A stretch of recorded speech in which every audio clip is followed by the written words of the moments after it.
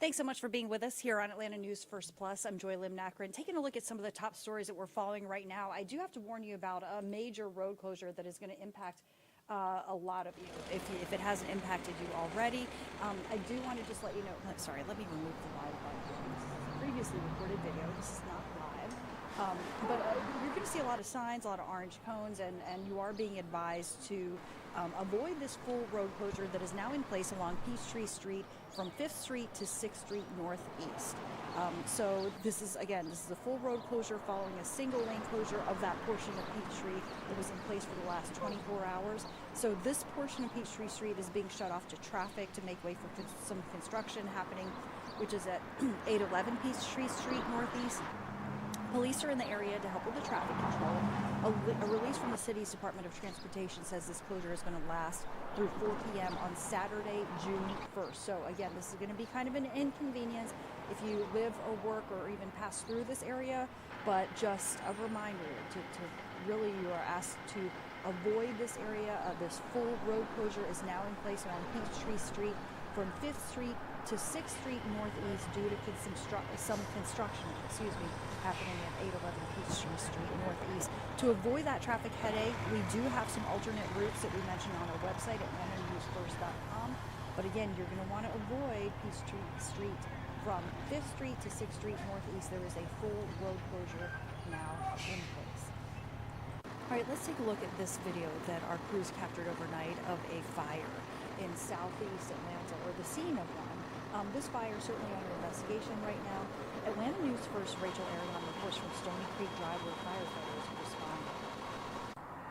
Good morning. Yeah, now it's daily. We're getting a better view of the damage left behind this house fire overnight. You can see on that third floor right there, several of those windows and glass punctured out.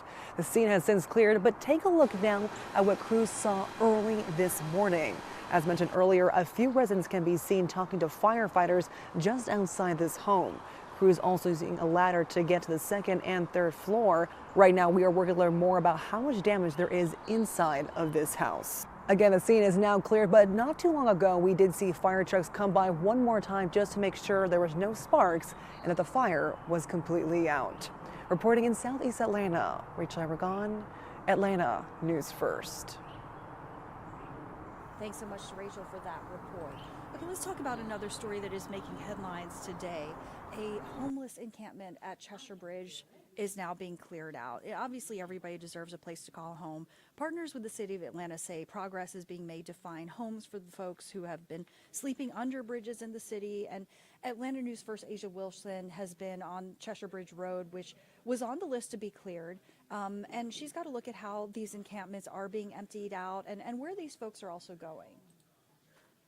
Well, some people who were once living under bridges are now being placed into permanent housing, and leaders say it's being done in a compassionate, humane way while really focusing on the person, and a strategy they say is really working. Now, since February, Partners for Home has been working with the city of Atlanta, targeting encampments underneath bridges with the goal of placing those people into proper housing.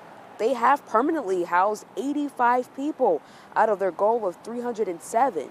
Now, additionally, more than 60 people have submitted applications for housing, which could bring that placement number up. Partner for Home leaders say the efforts have been effective and a lot of progress has been made. However, we're told there's still more work to do. Progress is being made. It is a lot of work. In general, most people want to get into housing. There are obviously other complicating factors like mental illness and addiction and things like that. And we work with individuals who have chronic issues. Now, the CEO of that nonprofit says they also offer wraparound services to ensure that those folks remain stable and housed. In Northeast Atlanta, Asia Wilson, Atlanta News First. Thanks so much to Asia for that report. Okay, also following up on the massive election interference case against former President Trump and his allies or co-defendants. So a judge will allow a co-defendant of Mr. Trump in his Georgia election interference case to continue his fight for 2020 ballots. Atlanta News First political reporter Doug Reardon reports that the defendant might get his hands on the information that he's seeking. The subpoena is a fishing expedition. For the fourth time since October, Harrison Floyd and his attorneys were in court arguing they should be given access to every Fulton County ballot cast in the 2020 presidential election. I have a difficulty in formulating a defense. We have a difficulty formulating a defense for Mr. Floyd when we don't know what the facts of the false statement are.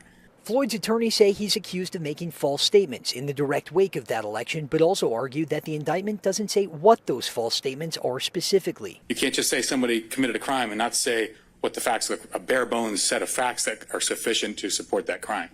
Chris Kachuroff, Floyd's lead attorney, says it wouldn't matter, though, if they could use the ballots to prove there was fraud. His problem, Fulton County says, getting them every single ballot would take years and cost thousands in fees. I feel like the county does not really want to produce these things. The county saying they're uneasy releasing the ballots when Floyd is, in their eyes, taking shots in the dark at his defense. The defense said that if the evidence showed one thing, they would go in one direction. If the evidence showed something else, they'll go in another direction. Judge, again, by all accounts, that just shows that they are guessing at what the evidence will show. Also on Tuesday, Trevian Cutie, another defendant whose attorney left the case in April, told the judge she had retained new counsel. And that's good, the judge said, because Cutie was at risk of missing crucial information about the trial. I actually found out about this hearing on Twitter. Doug Reardon, Atlanta News First. All right, thanks to Doug for that report. Let's look at the forecast here. I see a lot of orange. I see some high temperatures. Here's First Alert meteorologist Rodney Harris. Hey, good morning to you, Joy. You see a remarkable Wednesday here across Metro Atlanta. That 84 degrees is right at average for this time of year, Joy. So we're doing really good. And we talked about this earlier this morning during the news, but we have lower humidity. Let me bring myself up here. Happy Wednesday to you, everybody. Hope you're off to a good start to your day. Lower humidity has filtered in, and so that's going to make it feel real nice on your skin. This time of year, whenever it gets hot, it's usually very humid as well, and it doesn't feel that great when you're outdoors for a long period of time. But because of this drier air that's over us right now, it feels really good, even with that 84 later on this afternoon. So that'll be the story for the rest of the weekend. You'll really notice that in the mornings when the temperatures drop into the upper 50s, it'll feel nice and crisp for the rest of the week. So that's really our story this week. We're in really good shape. Here's a look at the Braves. If you're going to head out to see Game 3, Nationals and Braves, if you're headed to the Battery this evening around 5 o'clock, about 84 degrees, completely sunny. First pitch is 7:20, 81 degrees, and by the end of the game, as you get close to the end of the game, 74 degrees. Really nice day to go out and see the Braves, or whatever it is that you're going to do outdoors. You'll be in good shape. I want to go to Thursday. So Thursday, it will be dry in Metro Atlanta. However, we do have the opportunity for some showers south of Metro Atlanta. Now, the coverage is so low, it's less than 20%, so we decided to take it off of your 7-day forecast because, again, Metro Atlanta not really seeing this. However, if you are in Troup County, if you are in Meriwether County, if you are in Heard County, Upson County, you could see a shower or two on Thursday morning. Notice how it's not really much. A lot of that is south and west of us, more in Alabama, but some of our models have been hinting at the potential of a few showers tomorrow morning as you get out the door from LaGrange down toward Griffin and Macon. So don't be surprised if you see that. Again, that wouldn't impact Metro Atlanta. We are forecasting more clouds in the morning in Metro as you get your day started, but it will stay dry here. But some showers certainly possible, again, south of town. As we head into Friday, 83 degrees this weekend. It's looking really good. We've actually lowered the rain chances over the weekend, 20% Saturday, 30% Sunday. That means that most of you will stay dry, but some showers will be possible. And then by Tuesday, the coverage of rain is up to 40%, and your entire 7-day forecast Tuesday is the highest chance of rain. And none of these are First Alert weather days because the rain chances are too low. But I will tell you, we're watching Tuesday very carefully. It does look like that may be trending wetter. But until we get then, it's just really, really nice week. Wednesday, Thursday, and Friday, fantastic. Again, maybe an isolated shower or storm Saturday or Sunday, but very low coverage, so you can certainly keep your plans. And then those rain chances shooting back up next week. We will keep you up to date on this forecast with an update coming up on Atlanta News First at noon, and, of course, in the First Alert Weather app. We hope you guys have an amazing Wednesday, and until next time, we'll see you soon.